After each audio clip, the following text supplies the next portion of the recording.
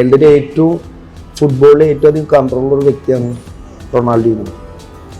ആ റൊണാൾഡീനോനൊക്കെ ജസ്റ്റ് ഒന്ന് കളിക്കുക, ഒന്ന് കെട്ടിപ്പിടിക്കുക, ഫോട്ടോ എടുക്കുക, അയാളുടെ കൂടെ കളിക്കാൻ പറ്റാതെ എനിക്ക് മറഡോണിൻ്റെ കൂടെ ഒരു ജസ്റ്റ് ഇങ്ങനെ ഹെഡ് ചെയ്ത് കളിക്കാനേ പറ്റുള്ളൂ. പക്ഷെ ഇതിൻ്റെ കൂടെ ഒരു 70 മിനിറ്റ് കളിക്കാൻ പറ്റാന്ന് പറഞ്ഞാൽ വലിയൊരു കാര്യമാണ്. ബ്ലാസ്റ്റേഴ്സ് എന്ന് പറഞ്ഞൊരു ടീം ISL കളിക്കുന്നില്ലെങ്കിൽ തീർച്ചയായിട്ടും ISL നിർത്തും. 14 കൊല്ലം വേറെ 10 കൊല്ലം നമ്മളിപ്പോൾ കപ്പെടുക്കുന്നു വെച്ച് നടക്കും. പറയൽ മാത്രമേ ഉള്ളൂ, കിട്ടില്ല നമുക്ക്. മറ്റുള്ള ടീമുകളൊക്കെ നല്ല നല്ല പ്ലേയേഴ്സ് കിട്ടുമ്പോൾ നമുക്ക് എന്താണ് പ്ലേയേഴ്സിന് കിട്ടാത്തതെന്നാണ് നമ്മൾ വിചാരിക്കുന്നത്. നല്ല താരങ്ങളൊക്കെ നമ്മളിൽ നിന്നും പോകുന്നത് പോലെ തോന്നുന്നു. അത് കാശ് കൊടുത്താൽ നിൽക്കും. സഞ്ജുവിൻ്റെ ക്യാരക്ടർ എനിക്ക് ഭയങ്കര ഇഷ്ടം. നല്ല ഒരു റെസ്പെക്റ്റ് ഉള്ളൊരു ക്യാരക്ടർ. സഞ്ജു നല്ലൊരു പ്ലെയറാണ്, നല്ലൊരു ലീഡറാണ്. അവിടെ നമ്മൾ ചെയ്ത തെറ്റെന്ന് പറയണം. അവരാണ് ബെസ്റ്റ് ഫ്രണ്ട് അല്ലെങ്കിൽ ബെസ്റ്റ് ആരാധകൻ. സത്യമായിട്ട് എനിക്ക് ഏറ്റവും പേടിയുള്ള ഡിഫൻഡർ ആരെന്ന് വെച്ചിട്ടുണ്ടെങ്കിൽ ഞാൻ സത്യേട്ടൻ എന്ന് പറയുന്നത്. അർജുന അവാർഡ് സത്യേട്ടന് കൊടുക്കാണ്ടിരുന്നതെന്ന് പറയുന്നത് ഭയങ്കര ഒരു സങ്കടമുള്ള കാര്യമാണ്. നമസ്കാരം. മലയാളികളുടെ പ്രിയപ്പെട്ട നമ്മുടെ എല്ലാവരുടെയും അഭിമാനമായ IM വിജയൻ സാറാണ് ഇന്ന് എനിക്കൊപ്പം ഉള്ളത്. സാർ നമസ്കാരം. നമസ്കാരം. എങ്ങനെ പോകുന്നു? ഞാൻ ഈ ലാസ്റ്റ് സാറിൻ്റെ ഒരു ബൈറ്റ് കണ്ടിട്ടുണ്ടായിരുന്നു. ഒരുപാട് ബുദ്ധിമുട്ടുകളാണ് നമ്മളെ അംഗീകാരത്തിലേക്ക് എത്തിക്കുക എന്നുള്ളത്. അപ്പം അതിൽ IM വിജയൻ എന്ന വ്യക്തിയെ IM വിജയൻ എന്നൊരു ഫുട്ബോളർ ആക്കിയ എല്ലാ ഒരു കഥയൊക്കെ ഒളിഞ്ഞിരിക്കുന്നുണ്ട്. ആ ഒരു കഥ സാറ് പറഞ്ഞു തന്നെ നമുക്ക് തുടങ്ങാം. കഥ അത് കേട്ട് മലയാളിക്കൊക്കെ ബോറടിച്ചിട്ടുള്ളതാണ്. ബോറടിക്കൊന്നുമില്ല, കാരണം എത്ര കേട്ടാലും നമുക്ക്. ഞാൻ ജനിച്ചത് പറഞ്ഞാൽ കോളിത്തുംപാടം എന്ന് പറഞ്ഞ സ്ഥലത്താണ്, തൃശ്ശൂർ. അപ്പോൾ അവിടെ എന്ന് പറഞ്ഞാൽ ചേട്ടന്മാരൊക്കെ ഫുട്ബോൾ കളിക്കുന്നത് സ്റ്റേഡിയത്തിൻ്റെ താഴത്താണ് വീട്. അപ്പോൾ ആ ചേട്ടന്മാരെ കണ്ടിട്ടാണ് ഫുട്ബോൾ കളി തുടങ്ങിയത്. തുണിപ്പന്തൊക്കെ കളിച്ചു വന്നതാണ്. പിന്നെ അച്ഛനമ്മയ്ക്കും കൂലിപ്പണിയാണ്. പിന്നെ ഞാൻ പഠിക്കാൻ ഭയങ്കര മോശമായിരുന്നു. അപ്പോൾ അമ്മ പറഞ്ഞ ഒറ്റ വീട് ഇപ്പോഴും ഇവിടെ വന്നിരിക്കാനും. അമ്മ അധികം പഠിച്ചിട്ടൊന്നുമില്ല. പക്ഷെ ഞാൻ പഠിക്കാൻ ഭയങ്കര മോശമായിരുന്നു. ചേട്ടന് പഠിപ്പിക്കുമ്പോൾ എന്താണ് കരയണതെന്ന് വെച്ച് അവൻ പഠിക്കുന്നില്ല അമ്മ. അപ്പോൾ അമ്മേരെ തൊട്ട് വീടുണ്ട്. അത് ആ ഒരു ഇൻസ്പിറേഷനാണ് ഇപ്പോൾ എനിക്കൊരു പത്മശ്രീ വരെ കിട്ടാൻ കാരണം. കാരണം അമ്മ പറഞ്ഞാൽ അവന് അറിയുന്ന ജോലിക്ക് അവന് വിട്, അല്ലാണ്ട് അവനറിയാത്ത പണിയാണ് പഠിക്കല്. അപ്പോൾ അതിന് കൊണ്ട് അവന് പഠിക്കാൻ പറ്റില്ലെങ്കിൽ അവന് അറിയുന്നൊരു ജോലി ഉണ്ടല്ലോ, അവനറിയുന്നത് എന്താണ് പന്ത് കളിക്കാറിയാം. അപ്പോൾ അവന് അതിന് വിട്ട് നീന്ന് പറഞ്ഞു. പക്ഷെ ആ ഒരു വേടാണ് അമ്മേരെ ഒരു വാക്കാണ്. അമ്മ പഠിച്ചിട്ടില്ലെങ്കിലും ആ പറയാനുള്ളൊരു മനസ്സ്, അതാണ് ഇപ്പോഴത്തെ പേരൻസ് അധികം. ഇപ്പോൾ പിള്ളേരൊക്കെ വഴി തെറ്റി പോകുന്നത് ഫോഴ്സ് ചെയ്തിട്ട് എന്തെങ്കിലും ആക്കുമ്പോഴാണ് പിള്ളേരൊക്കെ അവർക്ക് ഇഷ്ടമില്ലാത്ത കാര്യം പറയുമ്പോഴാണ് അവർ വഴി തെറ്റി പോകുന്നത്. അപ്പോൾ ഏതൊരു പിള്ളേരായാലും ഏതെങ്കിലും ടാലൻ്റ് ഉണ്ടാവും അവരെടുത്ത്. അതാണ് പേരൻസ് നോക്കേണ്ടത്. എൻ്റെ അമ്മയ്ക്ക് ഇത്ര പഠിപ്പില്ലാണ്ട് എന്നോട് ഇങ്ങനെ പറയാൻ പറ്റുന്നുണ്ടെങ്കിൽ, ഇപ്പോൾ എന്ന് പറഞ്ഞാൽ വിദ്യാഭ്യാസമുള്ള എല്ലാ പേരൻസും എല്ലാ വിദ്യാഭ്യാസമുള്ള, അപ്പോൾ അത് മനസ്സിലാക്കാൻ കഴിവുണ്ടെങ്കിൽ പിള്ളേരെ എവിടെയും പോവില്ല.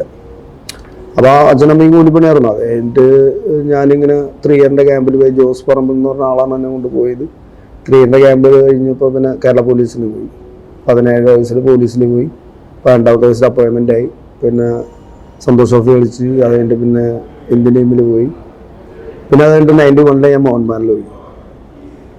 92 തിരിച്ചു വന്നു. 93 വീണ്ടും സന്തോഷ് ട്രോഫി വിൻ ചെയ്തപ്പോൾ ഞാൻ വീണ്ടും മോഹൻബാനിലേക്ക് തന്നെ പോയി. അതുകൊണ്ട് 16 വർഷം കഴിഞ്ഞിട്ടാണ് ഞാൻ തിരിച്ചു വന്നത്. അതിൻ്റെ ഉള്ളിലാണ് ഇന്ത്യ എല്ലാം കളിച്ച്. കളിക്കണമെങ്കിൽ ഒരു ഫുട്ബോൾ പ്ലെയറിന് ഫുള്ളായിട്ട് അറിയണമെന്നുണ്ടെങ്കിൽ കൽക്കട്ടയിൽ പോയി കളിക്കണം.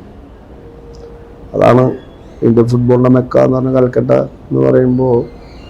അവിടെ പോയി കളിച്ചാലാണ് എന്താണ് ഫുട്ബോൾ, നമ്മൾ എന്തൊക്കെ ചെയ്തിട്ടുണ്ട് അതൊക്കെ നമുക്ക് മനസ്സിലാക്കാൻ പറ്റുള്ളൂ. പക്ഷെ അവർ ഭാഗ്യം കിട്ടി മോഹൻബാനിൽ പോയി കളിച്ച്. അതുകൊണ്ടാണ് കണ്ടിന്യൂസ് ഇങ്ങനെ ഇന്ത്യൻ ടീമിൽ കളിക്കാനും പറ്റിയത്, എല്ലാ അവാർഡുകളും കിട്ടിയത്. അങ്ങനെയാണ്. അങ്ങനെ തിരിച്ചു വന്നിട്ട് വീണ്ടും പോലീസിലാണ് ജോയിൻ ചെയ്തു. പിന്നെ എന്ന് പറഞ്ഞാൽ കുറേ കഷ്ടപ്പാട്. അത് നാച്ചുറലാണ്. നാച്ചുറൽ തന്നെ എൻ്റെ സിറ്റുവേഷൻ അങ്ങനെയായിരുന്നു. അമ്മ കുറേ ചെറുപ്പത്തിൽ അച്ഛൻ മരിച്ചു. അതിനപ്പോൾ അമ്മയാണ് നോക്കിയതൊക്കെ. അമ്മ കുപ്പിയൊക്കെ ടയർലെസ്സൊക്കെ വിൽക്കാൻ പോക്കാണെന്ന്. ആ ഒരു ജീവിത സാഹചര്യത്തിൽ നിന്നും അമ്മ മകൻ്റെ ഈ ഒരു ഇഷ്ടത്തെ സപ്പോർട്ട് ചെയ്തു എന്നുള്ളത് എടുത്തു പറയേണ്ട ഒരു കാര്യം തന്നെയാണ്. കാരണം ഒരുപാട് പാരൻസ് കണ്ടുപിടിക്കേണ്ട ഒരു കാര്യം കൂടിയാണ്. തീർച്ചയായും ഞാൻ എപ്പോഴും പറയുന്നതാണ്. കാരണം പാരൻസ് എപ്പോഴും. ഇപ്പം എൻ്റെ മോൻ കളിച്ചത് മറ്റേ സ്പോർട്സ് സ്കൂളിലെ MSPയിലാണ്. അവൻ ഫുട്ബോളൊക്കെ കളിക്കാറുണ്ട്. പക്ഷെ ഞാൻ പറഞ്ഞു, എനിക്ക് തോന്നുന്നില്ല നീ ഫുട്ബോൾ കളിച്ചിട്ട് രക്ഷപ്പെടുമെന്ന് എനിക്ക് തോന്നുന്നില്ല എന്ന് പറഞ്ഞാൽ. നിനക്കെന്താണ് ഇൻട്രസ്റ്റ് എന്ന് ചോദിച്ചു. അപ്പോൾ പറഞ്ഞാൽ അച്ഛാ എനിക്ക് വീഡിയോ അനലൈസ് ആയി കൊള്ളാമെന്നുണ്ട് ഫുട്ബോളിൽ തന്നെ. പിന്നെ ആ കോഴ്സ് ചെയ്യുന്നതെന്ന് പറഞ്ഞു. അവനത് ചെയ്തു. ബോംബെ പോയിട്ട് ചെയ്തു. എൻ്റെ IML ബാംഗ്ലൂർ പോയിട്ട് ചെയ്തു. ഇപ്പോൾ 2 കൊല്ലം ഗൂഗിൾ എഫ്സിൻ്റെ വീഡിയോ അനലൈസാണ്. ഇപ്പോൾ ബെസ്റ്റ് ടീമിൻ്റെ ഈസ്റ്റ് ബംഗാളിൽ കൽക്കട്ട ഈസ്റ്റ് ബംഗാൾ ടീമിൻ്റെ വീഡിയോ അനലൈസറാണ് അവൻ. ഇന്ത്യയിലെ ടോപ്പ് വീഡിയോ അനലൈസർ. കാരണം അതാണ് പറഞ്ഞത്, അവർക്ക് ഒരു ടാലൻ്റ് ഉണ്ടാവും. ആ ടാലൻ്റ് കണ്ടുപിടിക്കേണ്ട കാര്യം പാരൻസിൻ്റെയാണ്. അത് ചെയ്ത് കഴിഞ്ഞാൽ പിള്ളേർ എഴുതിയിട്ട് പോകില്ല. അതാണ് നോക്കേണ്ടത്. എൻ്റെ അമ്മയ്ക്ക് ഇത്ര വിദ്യാഭ്യാസം ഇല്ലാണ്ട് എന്നോട് പറഞ്ഞു, എൻ്റെ ചേട്ടനോട് പറയാനുള്ള ആ ഒരു വേർഡ് ഉണ്ടല്ലോ, ഒരു അവനിതാ പറ്റുള്ളൂ എന്ന് പറയാനുള്ളൊരു കോൺഫിഡൻസ് ഉണ്ടല്ലോ, അതാണ് വേണ്ടത്. ഞാനൊരു മാതൃഭൂമിൻ്റെ ഒരു ഇൻ്റർവ്യൂവിൽ ഞാനും IPS ADGP വിജയൻ സാർ ഇരിക്കുകയാണ്. അപ്പോൾ ഞാനിതിങ്ങനെ പറഞ്ഞു, പാരൻസ് കുറേ പേരുണ്ട്. അപ്പോൾ ഞാനിങ്ങനെ പറഞ്ഞപ്പോൾ വിജയൻ സാർ പറഞ്ഞാണ്, വിജയൻ്റെ അമ്മയാണ് ഗ്രേറ്റ്. കാരണം വിദ്യാഭ്യാസം ഇല്ലെങ്കിൽ എന്താണ് അവർക്ക് ആ നോളേജ് പറയാനുള്ളൊരു ആ സമയത്ത് പറയാനുള്ളത്. അത് എനിക്കൊക്കെ ഭയങ്കര അഭിമാനമാണ് കേൾക്കുമ്പോൾ. പ്രത്യേകിച്ച് സാർ ഒരു ADGP ആണ് പറയുന്നത്, വിജയൻ സാറാണ് പറയുന്നത്. അതാണ് പാരൻസ് ശ്രദ്ധിക്കേണ്ടത്. പിള്ളേരെ മാത്രം കുറ്റം പറഞ്ഞിട്ട് കാര്യമില്ല, പാരൻസിൻ്റെ കയ്യിൽ കുറച്ച് ഫോൾട്ട് ഉണ്ട്. സ്കൂളിൽ പഠിക്കാൻ ചിലപ്പോൾ അപ്പുറത്തെ വീട്ടുകാർക്ക് 1 മാർക്ക് കൂടുതൽ, ഇപ്പുറത്ത് 1 മാർക്ക് കുറവാന്ന് തല്ലുകൂടലല്ലേ ചെയ്യണ്ടേ. ഫോഴ്സ് ചെയ്യരുത് പിള്ളേരുടെ, ഇത് തന്നെ ചെയ്യണത് പറഞ്ഞിട്ട്. അങ്ങനെ വിട്ട് കഴിഞ്ഞാൽ തന്നെ തീർച്ചയായിട്ടും പിള്ളേർ വഴിതെറ്റാണ്ട് പോകും. ഇപ്പം തുടക്കകാലത്ത് അധികവും ഈ സത്യൻ സാറായിരുന്നു അധികവും ക്യാപ്റ്റൻ ആയിരുന്നത്, വൈസ് ക്യാപ്റ്റൻ സാറുമായിരുന്നു. ആ ഒരു കോംബോ എങ്ങനെ ഉണ്ടായിരുന്നു? അപ്പം സത്യൻ സാറിൻ്റെ അടുത്തുനിന്ന് കിട്ടിയ ഒരു എന്തൊക്കെ പാഠങ്ങളാണ് അദ്ദേഹം? ഇല്ല, ഞാൻ 17 വയസ്സിൽ അങ്ങോട്ട് ചെല്ലുമ്പോൾ എനിക്ക് സത്യേട്ടനെ അറിയാം. സത്യേട്ടനെ ഒന്ന് കാണാൻ വേണ്ടി നിൽക്കുകയായിരുന്നു. അപ്പോൾ ആൾ മറുപേക്ക് കളിക്കാൻ പോയതാണ്. അത് കഴിഞ്ഞിട്ട് കേരള പോലീസിൽ ആൾ ഉള്ളപ്പോൾ തന്നെ മറുതാക്ക് സീനിയർ ടീമിന് ഒരൊറ്റ ആൾ പോയിട്ടുണ്ടായിരുന്നുള്ളൂ. കേരളത്തിൽ നിന്ന് ഒരാളുണ്ടായിരുന്നുള്ളൂ, അത് സത്യേട്ടനായിരുന്നു. അപ്പോൾ ആ കഴിഞ്ഞ് വന്നപ്പോൾ സത്യേട്ടനെ കണ്ട ആ ഒരു 86 ബന്ധം ഏറ്റവും അധികം ചിലപ്പോൾ അനുദയിച്ചെന്നെ സത്യേട്ടൻ്റെ കൂടെ അത്ര നിന്നുണ്ടാവില്ല. അത്ര അധികം ഞാനേ നിന്നത്. കേരള പോലീസ് തൊട്ട് കൽക്കട്ടയിലും മോഹൻ ബാനിലും അതുപോലെ തന്നെ ഇന്ത്യൻ ടീമിൽ ഏറ്റവും അധികം ഉണ്ടായത് ഞങ്ങൾ 2 പേരാണ്. സത്യേട്ടൻ ഒരു 10 കൊല്ലം ഒരു ക്യാപ്റ്റനായിരുന്നുണ്ട്. അപ്പോൾ ആ 10 കൊല്ലം ഞാൻ വൈസ് ക്യാപ്റ്റനായിരുന്നു.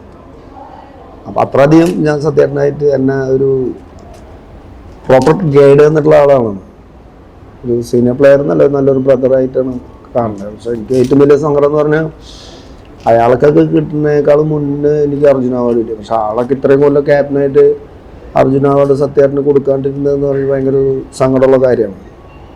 അങ്ങനെ കുറേ പേരുണ്ട് നമ്മുടെ കേരളത്തിൽ അങ്ങനെ കിട്ടാത്ത. ഒരു നല്ല രീതിയിലുള്ള അംഗീകാരം താരങ്ങൾക്ക് കൊടുക്കുന്നില്ല എന്നുള്ള തോന്നുന്നുണ്ടോ? ഇല്ല, അങ്ങനെയൊന്നുമില്ല, കൊടുക്കുന്നുണ്ട്. പക്ഷെ ലേറ്റായിട്ട് കിട്ടണുള്ളൂ എന്ന് മാത്രം. എനിക്കൊക്കെ ലേറ്റ് ആയിട്ടാണ് കിട്ടിയത്. എനിക്കായതുകൊണ്ട് പരിഭവമൊന്നുമില്ല കേട്ടോ. നല്ലൊരു സംഭവം കിട്ടുന്നുണ്ടല്ലോ.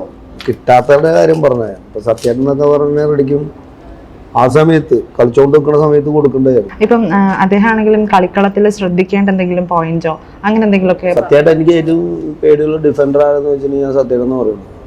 കാരണം അത്രയും കണ്ണിങ് ആണ്, അത്ര നല്ലൊരു പ്ലെയറാണ്. കാരണം കൊല്ലം കുറേ ഞാൻ കളിച്ചിട്ടുള്ളതാണ് ആളുടെ കൂടെ. 86 മുതലേ ആളുടെ കൂടെ തന്നെയാണ്. അപ്പോൾ ആ ഒരു എക്സ്പീരിയൻസ് വെച്ചിട്ട് ഏറ്റവും നല്ല ഇന്ത്യയിൽ ഇങ്ങനെ ഇപ്പോഴും ISL അങ്ങനത്തെ ഒരു ഡിഫൻഡർ വന്നിട്ടുണ്ടോ വെച്ചില്ല എന്ന് പറയാൻ പറ്റില്ല. അത്രയും പവർഫുള്ളാണ്.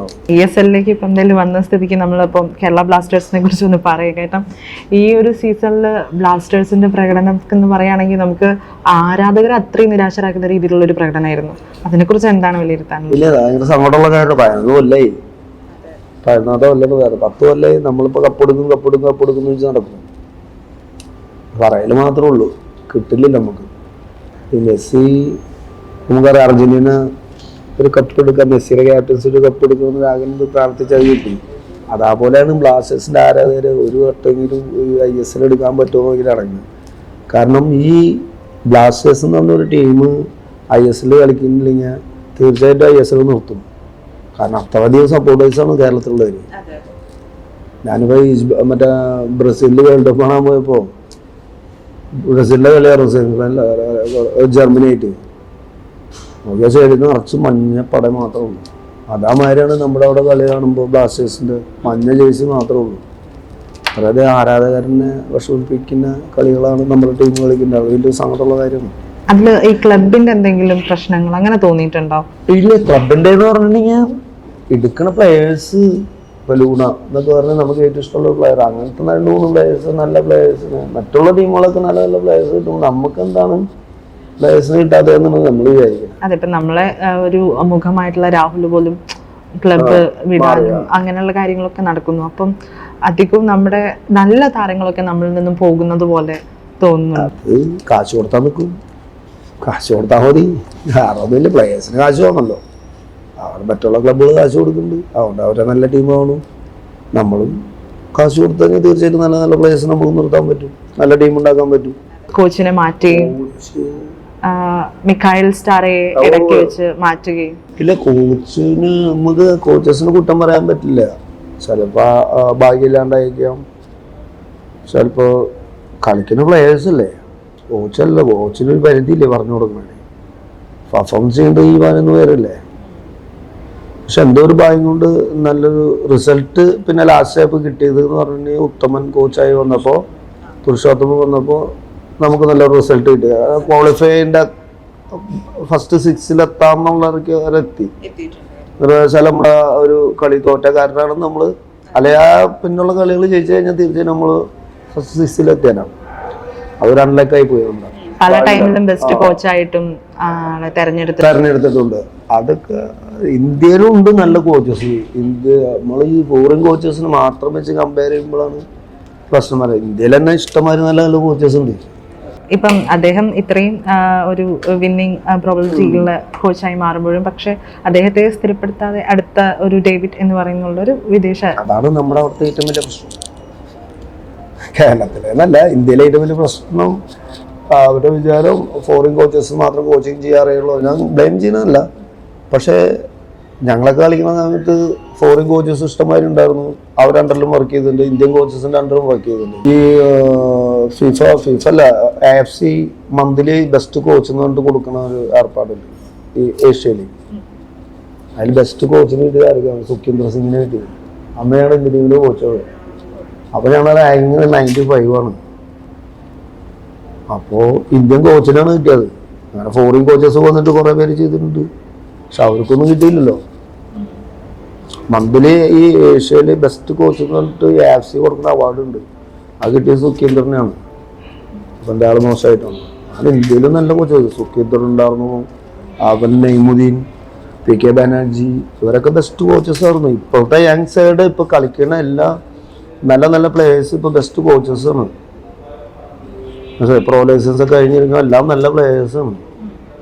അപ്പോൾ ഇന്ത്യയിലും നല്ല കോച്ചസ് ഉണ്ട്, അവർക്ക് ഓപ്പർച്യൂണിറ്റി കിട്ടാത്ത കാരണം പ്രശ്നമാണ്.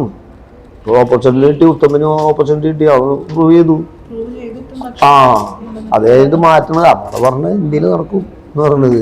അപ്പൊ അതാണ് ഇതില് ക്ലബും കൂടി കുറച്ച് സ്ട്രോങ് ആയിട്ടുള്ള ഒരു ഡിസിഷനിലേക്ക് എടുക്കേണ്ടതായിട്ടുള്ളതായിട്ട് തോന്നുന്നു. അതേപോലെ തന്നെ ഇപ്പം മോഹൻ ബഗാൻ ടീമിനായിട്ടൊക്കെ കളിച്ചെന്ന് പറഞ്ഞു. ബംഗാളിൽ തന്നെ 2 ടീമുകൾ ISL-ലുണ്ട്. അപ്പം അവിടെയുള്ള ഒരു ഫുട്ബോളിനെ ട്രീറ്റ് ചെയ്യുന്നത് 3 ടീം അവിടെയുള്ള ഒരു ആളുകൾ ഫുട്ബോളിനെ ട്രീറ്റ് ചെയ്യുന്നതും നമ്മുടെ കേരളത്തിലുള്ള ആളുകൾ ഫുട്ബോളിനെ ട്രീറ്റ് ചെയ്യുന്നതും തമ്മിൽ എന്തെങ്കിലും വ്യത്യാസം തോന്നിയിട്ടുണ്ടോ? അവിടെ നല്ല ട്രീറ്റ് ആണ്. അപ്പോൾ അവർ എന്തെങ്കിലും മോഹൻബാഗ് എന്ന് പറഞ്ഞാൽ അത്ര നല്ല പ്ലേയേഴ്സിന് എടുത്ത് അത്ര ആരാധകരാണ്. നമ്മുടെ അവിടെ എന്ന് പറഞ്ഞിട്ടുണ്ടെങ്കിൽ രണ്ട് ഡിഫറൻസാണ്. അവർ അവിടുത്തെ ബംഗാളികൾ മോഹൻബാഗ് എന്ന് പറഞ്ഞ ക്ലബിനെയാണ് സ്നേഹിക്കുന്നത്. അതിനുള്ള പ്ലേയേഴ്സിന് ക്ലബിനോടുള്ള ആരാധനയാണ്. നമ്മുടെ അവിടെ ഇങ്ങനെയല്ല, കളിക്കാരോടുള്ള ആരാധന. അവരെ കളി പൊട്ടേന്ന് പറയും. നമ്മുടെ നാട്ടിലുള്ളവർ അവർക്ക് കളിനെ കുറിച്ച് അറിയാം, പന്ത് കളി എന്താ അറിയാം. ഇപ്പോൾ ബ്ലാസ്റ്റേഴ്സ് വന്നാലും ബ്ലാസ്റ്റേഴ്സ് സപ്പോർട്ട് ചെയ്യുന്ന അതുപോലെ പൊട്ട കളിക്കാരെന്ന് പറയാനുള്ള ആരും അവർക്കുണ്ട്. അത് പറയും നമ്മുടെ മലയാളീസ്. അതാണ് വേണ്ടത്. എനിക്കെപ്പോഴും ഞാനിപ്പോൾ ഒരു കളി കളിച്ചൊന്ന് ചിലപ്പോൾ വമ്പ മോശമായിരുന്നു, ചിലപ്പോൾ എന്നെ സൂചിപ്പിക്കാൻ വേണ്ടിയിട്ട് പറയും ഇങ്ങനെ, അയ്യോ ബെസ്റ്റ് കളിയായിരുന്നു വിജയൻ, അത് ഭയങ്കര എങ്ങനെ പറയണവരോട് എനിക്ക് യോജിപ്പില്ല. പക്ഷേ കേരളത്തിലുള്ളവർ അങ്ങനെയാണ്, വിജയൻ നീ കളിച്ച റെഡി ആയില്ല കേട്ടോ, ഇങ്ങനെ ഭയങ്കര മോശമായിരുന്നു അതാണ് ബെസ്റ്റ് ആരാധകൻ. ഞാനങ്ങനെ ചിന്തിക്കുന്ന ആളാണ്. അല്ലാണ്ട് എന്നെ പൂഴ്ത്തി പറഞ്ഞവൻ അതെൻ്റെ സ്നേഹം പറ്റണ്ട. പക്ഷെ അവളുള്ള കാര്യം മുഖത്ത് നോക്കി പറയും. ഇപ്പോൾ മമ്മൂക്കൊക്കെ പറയുന്നത് കണ്ടിട്ടില്ല, ഒറ്റ വെട്ടാണ് 2 തുണ്ടാണ്, ഉള്ള കാര്യം മുഖത്ത് നോക്കി പറയും. എന്നാൽ ഏറ്റവും അധികം സ്നേഹിക്കാറാണ് മമ്മൂക്കൊക്കെ ഉള്ളൂ. അതാണ്. അപ്പോൾ നമ്മളോട് നമ്മൾ ചെയ്ത തെറ്റെന്ന് തന്നെ പറയണം. അവരാണ് ബെസ്റ്റ് ഫ്രണ്ട് അല്ലെങ്കിൽ ബെസ്റ്റ് ആരാധകൻ. ഞാൻ അങ്ങനെ ചിന്തിക്കുന്ന ആളാണ്. അതാണ് നമ്മുടെ കേരളത്തിലുള്ള സ്വഭാവം. ഫുട്ബോളിനെ കുറിച്ച് അറിയാമെന്ന് പറഞ്ഞത്. ഇപ്പം ഈ അടുത്ത് റൊണാൾഡീനുമായിട്ടൊക്കെയുള്ള ഒരു വേദി പങ്കെടുക്കാൻ അതൊക്കെ സാധിച്ചിട്ടുണ്ട്. എങ്ങനെയായിരുന്നു ആ ഒരു? ഇല്ല, വലിയൊരു അനുഭവമല്ലേ. കാരണം റൊണാൾഡീനോ എന്നൊക്കെ പറഞ്ഞ, ഞാൻ അർജന്റീന ആരാധനയാണ്. പക്ഷെ റൊണാൾഡീനോ എന്നൊരു ഫുട്ബോൾ പ്ലെയറാണ്. അവനെ സ്നേഹിക്കാത്ത ലോകത്തിൽ ആരുമില്ല. അവന് മറഡോണയെ കാണാൻ പോലെ തന്നെയാണ്. മറഡോണ വേറെ ലെവല്, ഇവനും വേറെ ലെവല്. പക്ഷെ ആളുടെ കൂടെ ഒരു മറഡോണയുടെ കൂടെ ഒരു ജസ്റ്റ് ഇങ്ങനെ ഹെഡ് ചെയ്ത് കളിക്കാനേ പറ്റുള്ളൂ. പക്ഷെ ഇവന്റെ കൂടെ ഒരു 70 മിനിറ്റ് കളിക്കാൻ പറ്റാന്ന് പറഞ്ഞ വലിയൊരു കാര്യമല്ലേ. അതിലൊരു ഭാഗ്യം. God is great. എന്തെങ്കിലും ആ സമയത്ത് എന്തെങ്കിലും ചെറിയൊരു കോൺവെർസേഷൻ എന്തെങ്കിലും നടന്നിട്ടുണ്ടായിരുന്നു? ഇല്ല, ഞാന് ഇവരൊരു ഗെയിം ഉണ്ടായിരുന്നു, ഈ ഓൾ സ്റ്റാർ, ലോകത്തിലെ ഓൾ സ്റ്റാറിന്റെ ഒരു ഗെയിം ഉണ്ടാവും ഖത്തറിൽ. അപ്പൊ ഞാനത് കാണാൻ പോയിട്ടുണ്ടായിരുന്നു അവരെ കളി. അപ്പൊ റൊണാൾഡോ, അങ്ങനെ കുറെ പേര്, റൊണാൾഡീനോ, കുറെ പേര് വന്നിട്ടുണ്ടായിരുന്നു. അപ്പൊ ആ കളി കാണാൻ പോയിട്ടായിരുന്നു. ഞാനിങ്ങനെ സംസാരിച്ചു, പിന്നെ ആ കളി കാണാൻ വന്നിട്ടുണ്ടായിരുന്നു എന്നൊക്കെ പറഞ്ഞു. പിന്നെ ആളെ കാണാന്ന് പറഞ്ഞാൽ വലിയ ഭാഗ്യല്ലേ, കാണാൻ കിട്ടില്ല. ആള് വന്ന് ഗ്രൗണ്ടിൽ വന്ന് ഔട്ട് ടൈം നമുക്ക് കയറി 10:30 ഫ്ലൈറ്റിന് തിരിച്ച് ബ്രസീലിൽ പോയി. അത്രയും ബിസി ഷെഡ്യൂളിലുള്ള ആളാണ്. പക്ഷെ ആളെ കൂടെ ഇത്ര നേരം കളിക്കാൻ പറ്റാന്ന് പറഞ്ഞാൽ വലിയൊരു ഭാഗ്യമാണ്. റൊണാൾഡീനോയുടെ കൂടെ ഞാൻ അതിന് മുന്നേ ദുബായിൽ കളിച്ചിട്ടുള്ളതാണ്. റൊണാൾഡീനോ, കഫു, അവരൊക്കെ കൂടെ ഞാൻ, റൊമാരിയോ, ഡുങ്ക, അവരൊക്കെ കൂടെ ഞാൻ കളിച്ചിട്ടുള്ള ദുബായിൽ. പക്ഷെ റൊണാൾഡീനോ ആദ്യമായിട്ടാണ് കാണുന്നത്. അത് ലൈഫിലെ തന്നെ ഏറ്റവും നല്ലൊരു വലിയൊരു അച്ചീവ്മെന്റ് അല്ലേ. ലൈഫിൽ ഏറ്റവും കിട്ടാവുന്നുള്ള വലിയൊരു അച്ചീവ്മെന്റ് ആണ്. നമ്മളൊക്കെ അത്ര ആരാധിക്കുന്ന ഒരു പ്ലെയർ, വേൾഡിലെ ഏറ്റവും ഫുട്ബോളിലെ ഏറ്റവും അധികം കൺട്രോളുള്ള ഒരു വ്യക്തിയാണ് റൊണാൾഡീനോ. ആ റൊണാൾഡീനോന്നൊക്കെ ജസ്റ്റ് ഒന്ന് കളിക്കുക, ഒന്ന് കെട്ടിപ്പിടിക്കുക, ഫോട്ടോ എടുക്കുക, അയാളുടെ കൂടെ കളിക്കാൻ പറ്റുന്നത്. സോഷ്യൽ മീഡിയയിൽ ഭയങ്കര വൈറലായിരുന്നു. കാരണം മലയാളികൾക്ക് അത് ഭയങ്കര സന്തോഷമായി എന്ന് തന്നെ പറയാം. കാരണം നമ്മൾ അത്രയും നമ്മുടെ ഒരു അഭിമാനം എന്ന് പറയുന്ന ഒരാള് മറ്റൊരു വലിയൊരു ഇതിഹാസത്തിനൊപ്പം കയറി. വലിയൊരു ഭാഗ്യമായിട്ട് കാണാനേ. പിന്നെ എന്തായാലും ഇനിയിപ്പം അർജന്റീന ടീം കേരളത്തിലേക്ക് വരുന്നുണ്ട്, അല്ലെങ്കിൽ അത്തരത്തിലുള്ള പോസിബിൾ കാര്യങ്ങളൊക്കെ നടക്കുന്നുണ്ടെന്ന് പറയുന്നു. അത്തരത്തിലിപ്പം അർജന്റീന ടീം കേരളത്തിലേക്ക് വരികയാണ് എങ്കിൽ അത് നമ്മളെ ഇന്ത്യൻ ഫുട്ബോളിനെ അല്ലെങ്കിൽ കേരള ഫുട്ബോളിനെ ഏതൊക്കെ രീതിയിലായിരിക്കും? ഇല്ല, അത് പിള്ളേർക്ക് ഭയങ്കര ഇൻസ്പിറേഷൻ ആയിരിക്കും. ഇപ്പൊ മെസ്സിയൊക്കെ വരുന്നു, മെസ്സിനെ കാണാൻ പറ്റുന്നു എന്ന് പറയുന്നത് ഫുട്ബോളൊക്കെ ഡെവലപ്പ് ചെയ്യുമെന്ന് വെച്ചാവുന്നില്ല. പക്ഷെ ഭയങ്കര എക്സ്പെൻസീവ് ആണ് ആ ടീം കൂടെ എത്താന്ന് പറഞ്ഞാൽ. അതിൽ മെസ്സി ഉണ്ടായിട്ടേ കാര്യമുള്ളൂ. ഒന്നാമത് 50 റാങ്കിങ്ങിലുള്ളവരുടെ ഉള്ളിൽ അവർ കളിക്കുള്ളൂ. അപ്പൊ ആ 2 ടീമിന് എന്തായാലും കൊണ്ടുവരണം. ഗവൺമെന്റിന് വലിയൊരു ചെലവാണത്. പക്ഷെ സ്പോർട്സ് മിനിസ്റ്റർ എന്തായാലും പറഞ്ഞിട്ടുണ്ട് എന്തായാലും കൊണ്ടുവരണം. നോക്കാം, നമുക്ക് എത്തിയാൽ വലിയൊരു സംഭവം. നമുക്ക് അറ്റ്ലീസ്റ്റ് മെസ്സിനൊക്കെ ഞാൻ കണ്ടിട്ടുണ്ട്. പക്ഷെ കളിക്കുന്നത് ലൈവായിട്ട് ഈ മറ്റേ ലാസ്റ്റ് വേൾഡ് കപ്പും അവിടെ ഖത്തറിൽ പോയി കണ്ടിട്ടുള്ള, അതിന് മുന്നും കളിക്കുന്നത് ഞാൻ കണ്ടിട്ടുണ്ട്. അർജന്റീന കളിയും കണ്ടിട്ടുണ്ട്. വേൾഡ് കപ്പ് ആണ്. പക്ഷെ ഈ പ്രാവശ്യം ബാറ്റിൽ ഒരു ഫോട്ടോ എടുക്കാൻ പറ്റിയ വൈകി. എന്തായാലും വരണം തന്നെയാണ് ആഗ്രഹിച്ചോണ്ട്. തീർച്ചയായിട്ടും ഫോട്ടോ എടുക്കണം. പിന്നെ അത്രേ ഉള്ളൂ, ജസ്റ്റ് ഒരു ഫോട്ടോ എടുത്താൽ മതി. ഭയങ്കര ഫാനാണ്. അപ്പോ മറഡോണ കഴിഞ്ഞ പിന്നെ മെസ്സി. മറഡോണാണ് എൻ്റെ ഏറ്റവും വലിയ ഫാൻ. ഒരു 86 വേൾഡ് കപ്പ് വന്നപ്പോൾ മറഡോണ. ഞാൻ എനിക്ക് മറ്റേ ബ്രസീലിനെ സപ്പോർട്ടറാണ്. ബ്രസീലിന്റെ കളിയാണ് ഭയങ്കര ഇഷ്ടമാണ്. പക്ഷെ അർജന്റീനന്റെ മറഡോണയുടെ കളി കണ്ടപ്പോ ആരാണ്ട് അങ്ങ് മാറി പോയതാ. അവനെ മെസ്സി വന്നപ്പോ അർജന്റീന സപ്പോർട്ട് ആയതോ. ഇപ്പം ഈ മാച്ച് ഒക്കെ ശ്രദ്ധിക്കാറുണ്ട്. കാരണം ബ്രസീലും അർജന്റീനയും തമ്മിൽ ഇപ്പൊ കഴിഞ്ഞ കളി 4 ഗോൾ കിട്ടിയല്ലേ കാണാറുണ്ട്. ഇപ്പം ബ്രസീൽ എന്നൊരു ടീമിനെ വിശകലനം ചെയ്യുമ്പോൾ എന്താ തോന്നുന്നത്? കാരണം ആ ഒരു പഴയ ഒരു പഴയ ഒരു ഇത് കിട്ടില്ല. അപ്പൊ റൊണാൾഡീനോ തന്നെ പറഞ്ഞത് ഈ ടീമിനെ വെച്ചിട്ട് ഒന്നും ചെയ്യാൻ പറ്റില്ല വേൾഡ് കപ്പിന്. പക്ഷെ അവനെന്ന് പറഞ്ഞാൽ അത്രയും ഇന്റലിജന്റ് പ്ലെയറാണ് പറയുന്നത്. അതേപോലെ തന്നെ ഉണ്ടായത്. പക്ഷെ അവരൊക്കെ കളിക്കുന്നത് കാണുമ്പോൾ അങ്ങനത്തെ റൊണാൾഡോ, റൊമാരിയോ, കാക്ക അവരൊക്കെ കളിക്കുന്ന പറഞ്ഞ സമയത്ത്, റൊണാൾഡീനോ ഒക്കെ കളിക്കുന്ന സമയത്ത് തന്നെ കളി കാണാൻ ഭയങ്കര. ഏത് ടീമിന് പറഞ്ഞടിക്കും. അവര് ഏത് ടീമിനും ബോൾ കൊടുക്കാണ്ട് കളിക്കുന്ന കളിയാണ് അർജന്റീന ഇവരെ അടുത്ത് കളിച്ചത്. 32 ടച്ച് ചെയ്തിട്ടാണ് ഗോൾ അടിച്ചത്. ബോൾ കിട്ടിയില്ല അവർക്ക്. അത് ഇവരാണ് ചെയ്യാറ് ബ്രസീൽ മറ്റുള്ള ടീമിന്റെ അടുത്ത്. അർജന്റീന ഭയങ്കര ലെവലായി ഇപ്പോൾ. ഇനിയിപ്പം അടുത്ത ഫിഫ വേൾഡ് കപ്പ് ഇനി അടുത്ത വർഷം വരാൻ പോവാണ്. അപ്പൊ അതില് മെസ്സി ഉണ്ടാകുമോ ഇല്ലയോ? മെസ്സി ഉണ്ടാവും, മെസ്സി ഇല്ലാണ്ടിരിക്കില്ല. ആ ഒരു മാച്ച് കാണാനാണ് എന്തായാലും ആഗ്രഹിക്കുന്നത്. മെസ്സി ടീമിലുണ്ടായാലും മതി. ഓക്കെ, ഇനി നമുക്ക് വീണ്ടും ഇന്ത്യൻ ഫുട്ബോളിലോട്ടേക്ക് ഒന്ന് തിരിച്ചു വരികയാണെങ്കിൽ സുനിൽ ഛേത്രി റിട്ടയർ ചെയ്തു. പക്ഷെ വീണ്ടും കോച്ചിനെ തിരിച്ചു വിളിക്കേണ്ടി വന്നു, കാരണം തുടർച്ചയായിട്ടുള്ള ഈ ഒരു പരാജയം കൊണ്ട്. അപ്പോൾ ഒരു ആളെ മാത്രം ഫോക്കസ് ചെയ്തിട്ട് ഒരു ഫുട്ബോൾ ടീം മുന്നോട്ട് പോകുക എന്ന് പറയുന്നത് അത് നമ്മളെ രാജ്യത്തിനെ സംബന്ധിച്ചിടത്തോളം അതെ. പക്ഷെ ഞാൻ പറയാ സുനിൽ ഛേത്രി റിട്ടയർഡ് ചെയ്തിട്ട് ISL Indian football, Indian young side players കളിക്കുന്നുണ്ട്, സ്ട്രൈക്കർമാരും കളിക്കുന്നുണ്ട്, എല്ലാവരും കളിക്കുന്നുണ്ട്. ഇപ്പൊ ടോപ്പ് സ്കോററാണ് അവൻ. അപ്പൊ അവന് തിരിച്ചു പിടിച്ചാൽ ഒരു മോശമായിട്ട് ഞാൻ കാണില്ല. കാരണം ഇപ്പോഴും റിട്ടയർഡ് ചെയ്ത് പോയിട്ട് ISL ഈ കൊല്ലത്തെ ഇന്ത്യൻ ഫുട്ബോളിലെ ടോപ്പ് സ്കോറായിട്ട് നിൽക്കാന്ന് പറയുമ്പോൾ ഇറ്റ്സ് ഗ്രേറ്റ് അല്ലേ? അത് തിരിച്ചു പിടിച്ചിട്ടുണ്ടെങ്കിൽ നമ്മുടെ യങ് സൈഡ് പ്ലേയേഴ്സിന് ഒരു മോശമാണ്. നമ്മളൊക്കെ ഉണ്ടായിട്ട് വീണ്ടും തിരിച്ചു വിളിക്കണേന്ന് പറയുമ്പോൾ അത് ഇവർക്ക് മോശക്കേടല്ലേ? അത് പഠിക്കണോ പഠിക്കുക, നമ്മുടെ യങ് സൈഡ് കണ്ടു പഠിക്കണം. പുതിയ താരങ്ങളെ കൊണ്ടുവരാൻ ബുദ്ധിമുട്ടുണ്ടാവും മറ്റ്? ഇല്ല, ഈ ISL നല്ല നല്ല പ്ലേയേഴ്സ് ഉണ്ട്, പക്ഷെ അവർ നാഷണൽ ടീമിൽ വരുമ്പോഴാണ് ഫ്ലോപ്പ് ആവണത്. അതെന്തുകൊണ്ടായിരിക്കും അങ്ങനെ ഫ്ലോപ്പ് ആയി പോകുന്നത്? അവരുടെ കഴിവുകേട് എന്ന് പറയാൻ പറ്റുള്ളൂ. നമ്മൾ കളിക്കുന്ന സമയത്ത് ഇപ്പോൾ നമ്മളിത് പറഞ്ഞു കഴിഞ്ഞാൽ അവർ കളി നിർത്തി വെല്ലുവിടാൻ തുടങ്ങിയെന്ന് പറയും. നമ്മൾ കളിക്കുന്ന സമയത്ത് ക്ലബ് ടീമിന് ഒരേ മാതിരിയാണ് കളിക്കും. നാഷണൽ ടീമിൽ അതിന് നന്നായി കളിക്കാൻ പറ്റും, നന്നായി കളിക്കാൻ പറ്റും. ഇവർ ക്ലബ് ടീമിന് നന്നായി കളിക്കും, നാഷണൽ ടീമിൽ വരുമ്പോൾ ഭയങ്കര ഫ്ലോപ്പാണ്. അങ്ങനെ കുറച്ച് ഡിഫറൻസ് ഉണ്ട് ഇപ്പോഴത്തെ പ്ലേയേഴ്സ്. ഇപ്പം നമ്മൾ ഇവിടെ ഇപ്പോൾ ഒരുപാട് സെർച്ച് ചെയ്താണ് ഈ സന്തോഷ് ട്രോഫിയിലുള്ള ടീമിനെയല്ല നമ്മൾ നാഷണൽ ടീമിലേക്ക് അയച്ചത്. അപ്പം അങ്ങനെ ഒരു ടീം അത് വലിയൊരു കാര്യം.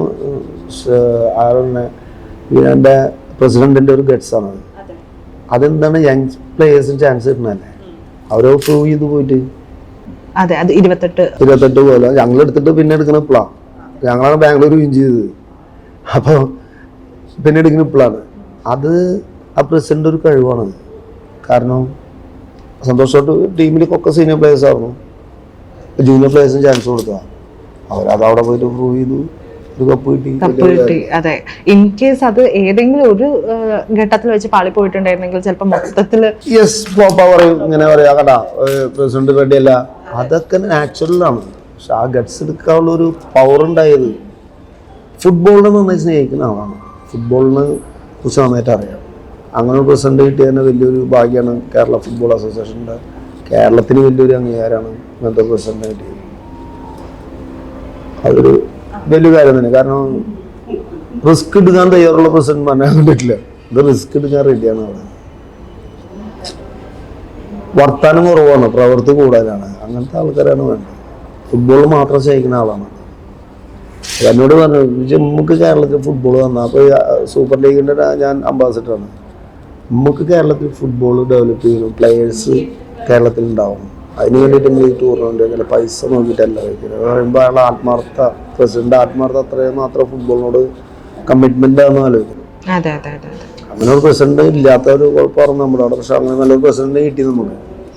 ഇനി സത്യം പറയുകയാണെങ്കിൽ ഇന്ത്യൻ ഫുട്ബോളും അതേ രീതിയിലേക്കൊന്ന് മാറേണ്ടതായിട്ടില്ലേ? കാരണം ഇന്ത്യൻ ഫുട്ബോൾ മാറും. കാരണം ഇപ്പോൾ ഭയങ്കര കുറച്ച് ഫ്ലോപ്പാണ്. പക്ഷെ പെട്ടെന്ന് എന്തായാലും നല്ലൊരു ചേഞ്ച് ഒക്കെ വരുത്തി നല്ലൊരു ഇത് വരും എന്തായാലും. പക്ഷെ നമുക്ക് കാണാം. എന്തായാലും ഇനിയിപ്പം റിട്ടയർ ആവാനായിട്ടുണ്ട്. അപ്പം അടുത്ത പ്ലാൻ എന്ന് പറയുന്നത് ഓൾറെഡി സാറ് പറഞ്ഞു ഒരു ഫുട്ബോൾ അക്കാദമി ആണ് എന്നൊക്കെ ഉള്ളത്. എന്താണ് ആ ഒരു ഡ്രീമിലേക്കുള്ള യാത്ര ഇപ്പം എവിടം വരെ എത്തി? ഇല്ല, ഞാൻ റിട്ടയർഡ് ആകുമ്പോൾ എന്തായാലും നല്ലൊരു അക്കാദമി ഗവൺമെന്റ് സഹായിച്ചാൽ തീർച്ചയായിട്ടും നല്ലൊരു അക്കാദമി തുടങ്ങാനുള്ള ഒരു ഇതുണ്ട്. നല്ല പ്രൊഫഷണൽ ആയിട്ടുള്ള അക്കാദമി തന്നെ തുടങ്ങണം. അങ്ങനെ ഗവൺമെന്റ് കൂടി എന്നെ സഹായിക്കും. സ്വന്തം നാട്ടിൽ തന്നെ ആയിരിക്കും അതോ? അങ്ങനെയില്ല, നാട്ടിൽ തന്നെ, കേരളത്തിൽ തന്നെ. കേരളത്തിൽ തന്നെ. മലപ്പുറം ആകാൻ വല്ല സാധ്യത ഇല്ല? അത് ഗവൺമെന്റ് അതിലായിരിക്കും, അവരോട് സംസാരിച്ചിട്ടുണ്ട്. ഇനിയിപ്പോൾ അതിനൊരു സൊല്യൂഷൻ അവർ കണ്ടുപിടിച്ച് അവിടെ എന്തായാലും നടത്തും. ഇപ്പം നമുക്കിനി ഇപ്പൊ IPL സീസണൊക്കെ നടന്നുകൊണ്ടിരിക്കുകയാണ്. അപ്പൊ അതിലൊക്കെ എങ്ങനെയാണ്, ഇൻട്രസ്റ്റ് ഉണ്ടോ? ഇഷ്ടമുള്ള IPL ആദ്യം കാണാറുണ്ടായിരുന്നു, ഇപ്പൊ കുറച്ച് കുറവാണ്. ഒന്നാം സമയമില്ലാത്ത കാരണം ഇപ്പൊ ഈ കൊല്ലത്തെ IPL ഒന്നും ഒറ്റ കളി കണ്ടിട്ടില്ല.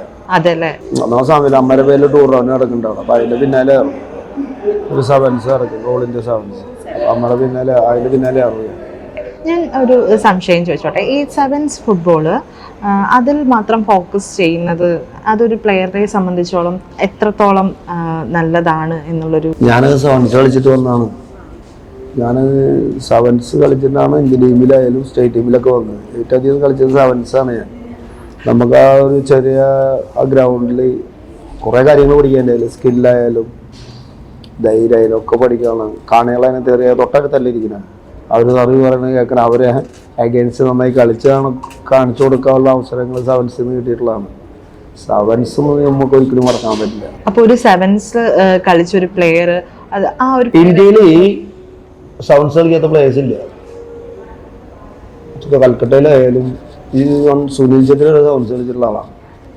അപ്പോൾ ഒരാൾക്കാരും അതിനെ കുറ്റം പറയില്ല എന്ന് എൻ്റെ ഒരു ധാരണ. എങ്ങനെയായിരിക്കും ഒരു താരത്തെ ബിൽഡ് ചെയ്തെടുക്കാൻ സെവൻസ് എത്രമാത്രം ഇമ്പോർട്ടൻസ് ആയിരിക്കും? ഈ ഒരുവിധം പ്ലേയേഴ്സ് ഇപ്പോൾ കേരളത്തിലുള്ള ഇന്ത്യ കളിച്ചുള്ള പ്ലേയേഴ്സ് എല്ലാവരും സെവൻസ് കളിച്ചിട്ട് വന്നിട്ടുള്ളതാണ്. ഇപ്പോൾ സത്യാട്ടനായാലും ഷാറുഖാനായാലും ഷബ്സാറായാലും പാപ്പച്ചനായാലും ചാക്കോ ആയാലും ഉരിയഷ്മത്തി ആയാലും ഏത് പ്ലേയേഴ്സ് ആയാലും സെവൻസിലൂടെ വന്നിട്ടുള്ള പ്ലേയേഴ്സ് ഉള്ളതൊക്കെ നമ്മുടെ അവിടെ സെവൻസ് എന്ന് പറഞ്ഞാൽ അത്രയും പോപ്പുലറാണ്. മലബാർ സൈഡിലൊക്കെ അവിടുന്ന് കളിച്ചു വന്നവരാണ് ഇവരൊക്കെ. ഞാൻ എന്തായാലും IPL ഞാൻ വേറൊരു കാര്യം ചോദിക്കാൻ വന്നതെന്ന് വെച്ചാൽ സഞ്ജു ഇപ്പൊ നമ്മുടെ ഒരു അഭിമാനം തന്നെയാണ്. അപ്പം ഇനിയിപ്പം ക്യാപ്റ്റനായിട്ട് വീണ്ടും വന്നിട്ട് ഇന്നിപ്പം ഒരു മത്സരമുണ്ട്. അപ്പം സഞ്ജുവിനെയും ആ ഒരു ടീമിനെയും എങ്ങനെയാണ്? ഇല്ല, സഞ്ജു എന്ന് പറഞ്ഞ പേഴ്സണലായിട്ട് എനിക്കറിയാം. നല്ലൊരു ചെക്കനാണ്, നല്ലൊരു അനിയനാണ്. അച്ഛൻ നല്ലൊരു ഫുട്ബോൾ പ്ലെയർ ആയിരുന്നു. അതൊക്കെ അറിയുന്നതാണ്. സാംസൺ അതൊക്കെ നമ്മളൊക്കെ അറിയുന്നതാണ്. സഞ്ജുവിൻ്റെ ക്യാരക്ടർ എനിക്ക് ഭയങ്കര ഇഷ്ടം. നല്ല ഒരു റെസ്പെക്റ്റുള്ളൊരു ക്യാരക്ടറാണ്. അപ്പം അത് നല്ലതാണ്. അവനെ സംബന്ധിച്ച് അവനങ്ങനെയൊന്നും കാണിക്കേണ്ട കാര്യമൊന്നുമില്ല. പക്ഷെ അത് കാണിക്കുക, അവൻ്റെ എളിമ ഡൗൺ ടു എർത്താണ്. കാരണം എനിക്ക് നന്നായിട്ട് പേഴ്സണലായിട്ട് അറിയുന്ന കാരണം പറഞ്ഞു നല്ലൊരു ചെക്കനാണ്. അപ്പോൾ അവന് നല്ല ഇതിനേക്കാളും ഇന്ത്യയിലെ മെയിൻ ടീമിൽ വന്നിട്ട് അത് ഇന്ത്യൻ ടീമിൽ വരാറുണ്ട്. പക്ഷെ അത് ക്ലബ് ടീം കളിക്കുന്ന IPL കളിക്കുന്ന ഒരു ഇത് വരാറില്ല. ഒക്കെ ശരിയാവും പ്രതീക്ഷിക്കാൻ പോകും. ആ ഒരു ക്യാപ്റ്റൻസിയും സഞ്ജുവിൻ്റെ ക്യാപ്റ്റൻസിയും എപ്പോഴും ആളുകൾ ഭയങ്കര എന്താ പറയുക നല്ല കാര്യങ്ങൾ പറയുന്നതാണ്. പക്ഷേ ഇപ്പം IPL സ്റ്റാർട്ട് ചെയ്ത ആദ്യത്തെ 3 മത്സരങ്ങളിൽ സഞ്ജു ക്യാപ്റ്റൻ ആയിരുന്നില്ല. ബിക്കോസ് ഫിറ്റ്നസ് ഇഷ്യൂസ് ഉള്ളത് കൊണ്ട് ഇന്ന് തൊട്ടിട്ട് ഇപ്പം ക്യാപ്റ്റനായിട്ട് ആൾ വരികയാണ്. സോ ആ ഒരു ക്യാപ്റ്റൻസിയുടെ കുറവ് ആദ്യത്തെ മത്സരങ്ങളിൽ കാണാൻ കഴിഞ്ഞിട്ടുണ്ടായിരുന്നു എന്നാണ് ആരാധകർ. അപ്പോൾ ഈ കൊല്ലം ഈ മാച്ചിൽ റെഡി പോകാൻ എങ്ങനെയാണ് ക്യാപ്റ്റൻസിയെ ഇപ്പം? ക്യാപ്റ്റൻസി ഒരു ധോണി നല്ലൊരു ക്യാപ്റ്റനാണ്. പക്ഷെ സച്ചിൻ നമുക്ക് അങ്ങനെ പറയാൻ പറ്റത്തില്ല. സച്ചിൻ ബെസ്റ്റ് പ്ലെയറാന്ന് പറയാൻ പറ്റും. പക്ഷെ ധോണി ബെസ്റ്റ് ഒരു ലീഡറാണ് അല്ലേ. കോഹ്ലി അതേപോലെ ഒരു സഞ്ജു നല്ലൊരു പ്ലെയറാണ്, നല്ലൊരു ലീഡറാണ്. ഇപ്പം നമ്മുടെ ഇന്ത്യൻ ക്യാപ്റ്റനെ നോക്കുകയാണെങ്കിൽ ഒന്ന് രോഹിത് ശർമ്മ, T20 ക്യാപ്റ്റൻ സൂര്യകുമാർ യാദവ്, ഇവരെ ഒന്ന് വിശകലനം ചെയ്താൽ എന്തായിരിക്കും പറയാൻ പറ്റുക? ധോണിയുടെ ഒപ്പത്തില്ലേ? ധോണി വേറൊരു ലെവലാണ്. അവിടെ ധോണി ഫാനാണല്ലേ? പിന്നെ ധോണി ഫാനില്ലാത്ത ആരുമില്ലല്ലോ. CSK മാച്ച് കാണാറുണ്ടോ? ധോണിയുടെ കളി കാണാറുണ്ട്. ഈ കൊല്ലാണ് ഒന്ന് കളികൾ കാണാനുള്ള സമയം കിട്ടാണ്ടിരുന്നു. കേരളത്തിലാണെങ്കിൽ ഒരു പ്ലെയറും കൂടിയും IPL എത്തിയിട്ടുണ്ട്. അച്ഛൻ ഓട്ടോറിക്ഷ ഡ്രൈവറായിട്ടുള്ള പിന്നെ പിള്ളേർക്ക് ഭയങ്കര ഇൻസ്പിറേഷൻ അല്ല. അവനൊക്കെ ഇങ്ങനെ വരാമെന്ന് പറയാ. ആദ്യത്തിൽ തന്നെ 3 വിക്കറ്റ് എടുക്കാൻ, രണ്ടാമത്തെ 2 പ്രാവശ്യം ഇന്നലെയും ഒരു വിക്കറ്റ് സ്വന്തമാക്കിയിട്ടുണ്ടായി. അതും അത്രയും നന്നായി കളിക്കും. ബെസ്റ്റ് പ്ലേയേഴ്സിന്റെ വിക്കറ്റാണ് കിട്ടിയത്. അപ്പൊ അത് ഭയങ്കര ഒരു പുതിയൊരു താരം അവിടെ വളർന്നു വന്നു കഴിഞ്ഞു എന്ന് തന്നെ നമുക്ക്. അല്ല, അവൻ വരട്ടെ, ചെറിയല്ല വളർന്നു വരട്ടെ.